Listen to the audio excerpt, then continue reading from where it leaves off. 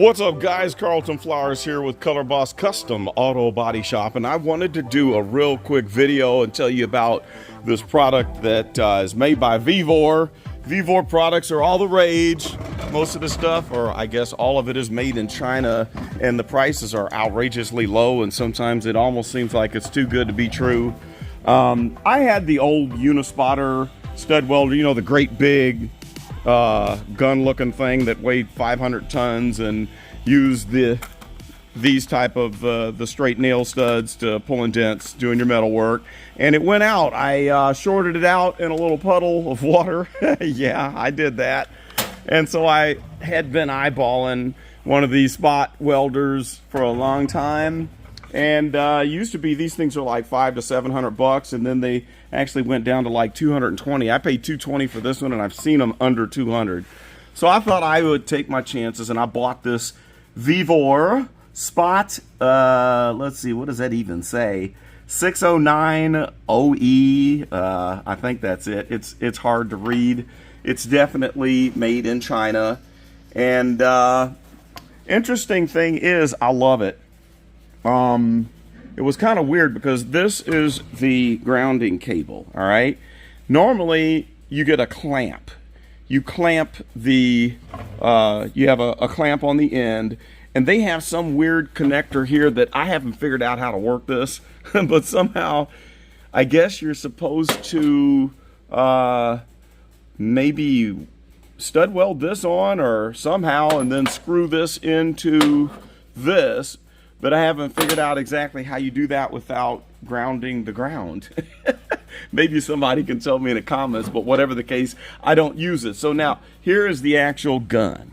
There's the gun, and it's a single pull of the trigger. It's not like the old stud welders where if you pull it, and as long as you're holding it, you're burning. And then you set your car on fire because the insulation on the inside gets too hot. You can pull this and keep it pulled. It's only going to turn on for like a half a second, and it automatically shuts off. So you could just tap it, or you could just squeeze it and hold it. It's only going to go one time, and you're good. Okay, so settings. Here's your, flip this on, and then you tell it what you want to use. Like what is the type of studs that you're going to use. And there are, what, 1, 2, 3, 4, 5, 6, 7 different types. And so you come up here, and what they give you in the kit, you've got a bunch of your washer, copper studs, and then you got this one, this key looking thing, which these are pretty cool. And then you have the triangles. The triangles are really thick. And then they give you this nifty puller, okay? Here's that puller, where you can connect everything. I don't know what this is. I haven't figured this out yet. Somehow they heat the surface. They do something funky before or after they're doing the weld, and I don't really have that figured out. But whatever the case, you can use the claw to pull on all of your circles, and you can pull a line, which is very, very cool. This is an extra. This can heat up the when you're doing the little wire deals, which I don't know if this actually came with the wire or if I have to buy that extra. I don't remember.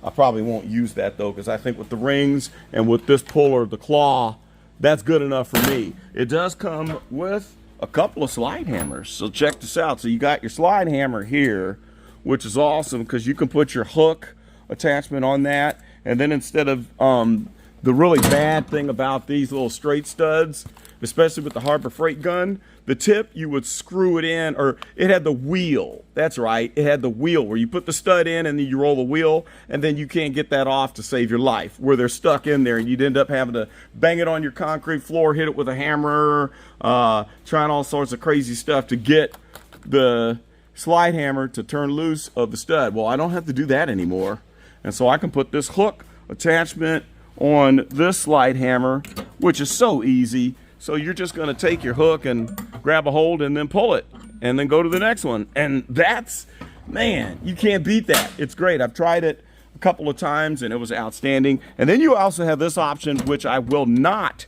use, okay, where you take this slide hammer and you connect it to the gun. And so the gun is going to connect here You're going to put it where you need it, and then you're going to pull while you're holding the gun and the slide hammer. I don't find much use for that. I would rather go ahead and put my pullers where I need it and then come in and pull and be able to move it around. I don't have much use for that. Maybe if you had one small dent, that might be handy, but I don't think I'll do that. I'll just use this because this is super easy. Let me show you here. When you put in, let's see here if I can find a piece. The circles are the easiest, where they're going to go in the slot here, and it barely hangs on. It's not tight. Like this will fall out. Watch. I'm going to put it in there, and it's going to fall out. Now, when you go flat, it'll stay in there, okay, barely. But when you turn it on, there's a little bit of a static charge or something, like a magnetic kind of charge, and they stick a little bit and they won't completely fall out, like when the unit is not grounded and on. Okay, so same thing with these bigger ones here. They kind of, they'll hang in there, where it's easiest to do it flat, but then you also can turn it vertically this way and it'll stay in there and not fall out. I have found that using the old Harbor Freight studs that you buy here cheap, these work in this gun. I mean, they don't sit in here perfect, but again, whenever you turn the unit on, they won't fall out. These are harder to do, but you can use it. So let me show you this little trick that I did. Instead of using the screw-on method to connect the ground that I haven't figured out yet, I did this.